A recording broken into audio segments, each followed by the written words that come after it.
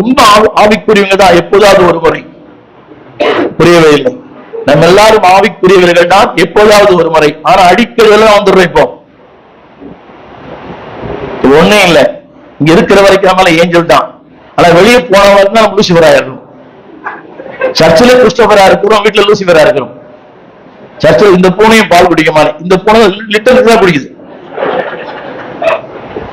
சொல்றாரு, ஒரு விஷயம் சொல்றாரு, எங்க பாஸ்டர் மேடல் தான் பாஸ்டர், இறங்கி வந்தா என்னோட மோசம்ன்றாங்க.